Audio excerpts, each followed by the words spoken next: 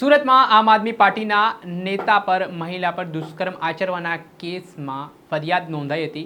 છેલ્લા એક મહિનાથી આમ આદમી પાર્ટીના નેતા ફરતો હતો, તેને પોલીસે દબોચી લીધો છે। શું સમગ્ર મામલો છે, કોણ આ નેતા છે, વિગતે વાત કરીએ।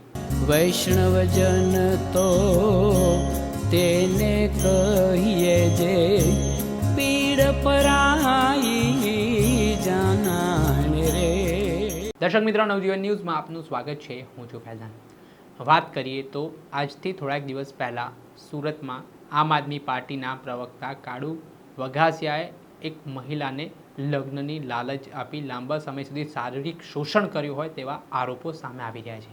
આ મામલે જે ભોગ બનનાર મહિલા છે તેણે સ્થાનિક લસકાણા પોલીસ સ્ટેશનમાં આમ આદમી પાર્ટીના નેતા કાળુ વઘાસિયા સામે શારીરિક શોષણ અને દુષ્કર્મ અંગેની ફરિયાદ નોંધાવી હતી।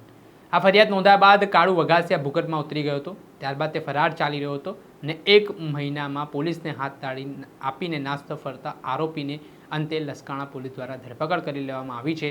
ને કાળુ વઘાસિયા સામે જે ગંભીર આરોપો સામે આવ્યા છે તેના કારણે અનેક પ્રકારના સવાલો હવે આમ આદમી પાર્ટી સામે પણ ઉઠવાની શરૂઆત થઈ છે। આ સમગ્ર ઘટના બાદ જે આ પરિસ્થિતિ નિર્માણ પામી હતી તેમાં ચૂંટણી દરમિયાન પણ એક યુવતીનો વિડીયો છે તે સોશિયલ મીડિયા ઉપર વાયરલ થયો હતો અને આ વિડીયોમાં આમ આદમી પાર્ટીના નેતા સામે ગંભીર આરોપો કરવામાં આવ્યા હતા।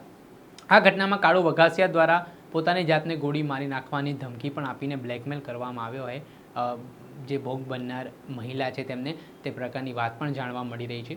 ત્યારે હવે આ મામલે પોલીસે અલગ અલગ કલમ હેઠળ ગુનો નોંધીને કાળુ વઘાસિયાની ધરપકડ કરી છે અને તેની સામે કાયદેસરની કાર્યવાહી હાથ ધરી છે। પરંતુ આજે સમગ્ર પરિસ્થિતિ નિર્માણ પામી છે તે મામલાને લઈને હવે ભારતીય જનતા પાર્ટીએ પણ આમ આદમી પાર્ટી ઉપર પ્રહાર કરવાની શરૂઆત કરી છે। અંતે એક મહિના બાદ પોલીસ ગિરફ્તમાં કાળુ વઘાસિયા આવ્યા છે ને હવે તેની સઘન પૂછપરછ છે તે પોલીસ દ્વારા હાથ ધરવામાં આવી છે। ત્યારે આગામી સમયમાં પોલીસ તપાસમાં શું મોટા ઘટસ્ફોટો થાય છે ને કાળુ વઘાસિયાની આ હરકતના કારણે સુરતમાં આમ આદમી પાર્ટીને બદનામીનો સામનો કરવો પડ્યો હોય તેવી પણ લોકમુખે ચર્ચાઓ વેગવાન બની છે। દર્શક મિત્રો, આવા જ નવા વિડીયો સાથે આપણે માહિતગાર કરતા રહીશું, સતત અપડેટેડ વિડીયો આપના સુધી પહોંચાડતા રહીશું। એટલે તમારી નવજીવન ન્યૂઝની ચેનલને લાઇક કરી લો, સબસ્ક્રાઇબ કરી લો અને વધુમાં વધુ શેર કરો।